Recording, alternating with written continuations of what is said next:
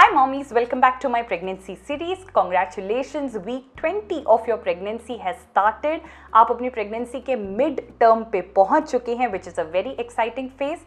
इस pregnancy series में मैं share करती हूँ week wise pregnancy updates, week wise baby में क्या changes आते हैं, week wise हमारी body में क्या changes आते हैं, and मेरे personal experiences from my pregnancy. अगर आपने कोई week miss कर दिया है तो week wise pregnancy की playlist में जाइए और वहाँ पे catch up कर लीजिए. Now let's get started.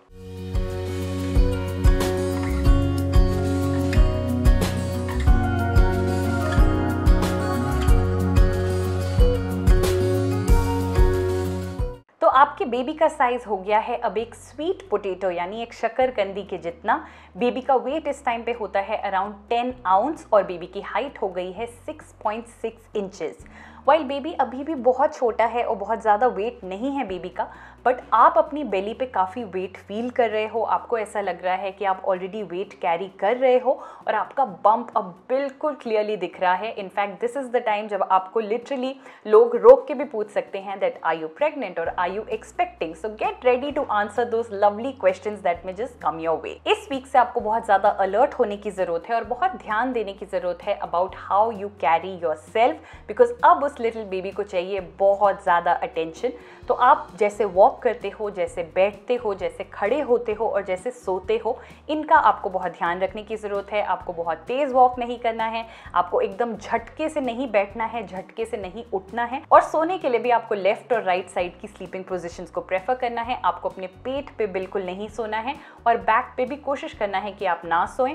Left side पे सोना सबसे ज़्यादा एडवाइजेबल होता है क्योंकि उससे जो ब्लड फ्लो होता है वो बहुत अच्छा बेबी को मिलता है. अब क्योंकि हमें स्लीपिंग पोजीशंस पे ध्यान देना पड़ रहा है तो ये काफ़ी डिस्कम्फर्ट भी कॉज कर सकता है. इसकी वजह से हो सकता है आपकी रात को नींद बार बार खुले, आपको नींद भी ठीक से नहीं आए.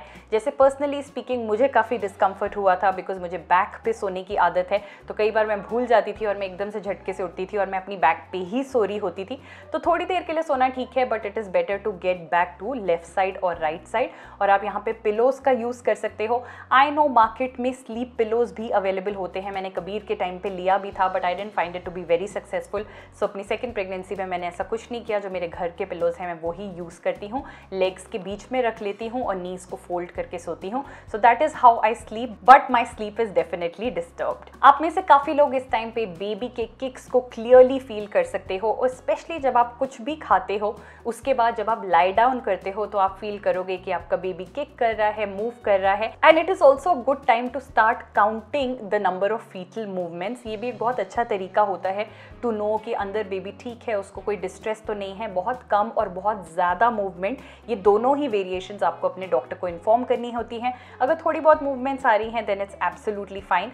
या अगर दिन में आपने अपने बेबी को बिल्कुल फील नहीं किया है तो मेक श्योर आप कुछ खाओ और उसके बाद लाई डाउन करो लेफ्ट साइड पे, तो आप डेफिनेटली बेबी को फील कर पाओगे. और अब बात करते हैं मेरे पर्सनल एक्सपीरियंस की. तो पर्सनली इस वीक में मैंने कॉन्स्टिपेशन का इशू काफ़ी फेस किया and that is because of iron. मुझे आयरन इतना ज़्यादा सूट नहीं कर रहा था. तो as recommended by my doctor मैंने अपने आयरन और कैल्शियम की दवाइयों में गैप बहुत ज़्यादा कर दिया. मैंने कैल्शियम ब्रेकफास्ट के बाद लेना शुरू किया और आयरन बिल्कुल बेड टाइम पे लेना शुरू किया, क्योंकि आपको ये भी ध्यान रखना है कि आयरन आप किसी कैल्शियम वाली चीज़ के साथ नहीं ले सकते. तो अगर आप रात को दही लेते हो या दूध लेते हो तो आपकी आयरन टैबलेट में कम से कम 1.5-2 घंटे का गैप होना चाहिए. इसीलिए मैं बिल्कुल सोने से पहले अपना सप्लीमेंट ले रही थी, साथ में बहुत ज़्यादा पानी पीती थी और ऐसे फ्रूट्स खाती थी जिससे कि कॉन्स्टिपेशन कम हो सके. But then this was an issue that I face. इसके साथ मैंने थोड़ा हेयर प्रॉब्लम्स देखा. वाइल वॉल्यूम वाइज मेरे बाल बहुत अच्छे हो गए बिकॉज प्रेगनेंसी में हेयर फॉल रुक जाता है, बट मेरे बाल काफ़ी ड्राई और डल फील होने लग गए. इसका ये रीज़न भी हो सकता है कि मेरा जो ये वाला वीक था वो प्रॉपर ह्यूमिड वेदर के टाइम पे आया था, तो may be that's the reason, but I worked on it. Along with that मैंने कुछ और इश्यूज देखे, जैसे लेग क्रैम्प्स होना रात को specially. So thanks to my husband जो स्पेशली मुझे ऑयल मसाज देते थे जिससे कि मुझे काफ़ी बेटर फील होता था और नींद आ जाती थी. बट अगर आपको लेग क्रैम्पिंग बहुत ज़्यादा होती है तो आपको अपने डॉक्टर से डिस्कस करना चाहिए. कई बार कैल्शियम या मैग्नीशियम की डेफिशिएंसी की वजह से ऐसा हो रहा होता है, तो मे बी आपको एडिड सप्लीमेंट्स की ज़रूरत पड़े. And the other thing that I saw was that अगर इस टाइम पे मेरा थोड़ा सा भी गैप बढ़ जाता था बिटवीन मील्स तो फिर मेरे को एक हेडेक स्टार्ट हो जाता था जो टाइम लेता था टू सेटल, जिसकी वजह से मुझे कुछ घरेलू नुस्खे करने पड़ते थे to settle down the gas and acidity. तो इसका भी आप ज़रूर ध्यान रखिएगा. हार्ट बर्न, इंडाइजेशन भी मैंने इस वीक में फील किया. तो द ट्रिक इज़ दैट अपने गैप को कम रखिए. रखिए, हर 2 घंटे में कुछ खाइए एंड थोड़ा लाइट मील्स खाइए, बहुत हैवी मील्स मत खाइए and that's how you need to pass your day. So I hope इस वीक की इन्फॉर्मेशन ने आपकी काफ़ी मदद की होगी। If you can relate to it तो मुझे कॉमेंट करके ज़रूर बताना। See you next week. Thank you so much for watching Momcom India. हमारी वेबसाइट पे आके भी हमसे ज़रूर जुड़िए momcomindia.info, जहाँ पे आपको प्रेगनेंसी एंड मदरहुड रिलेटेड काफ़ी सारा कंटेंट मिल जाएगा, just in case you are somebody who likes to be prepared कि आगे क्या होने वाला है। और हमारे social media handle specially Instagram पे हमारे साथ कनेक्ट कीजिए। Thank you, bye bye.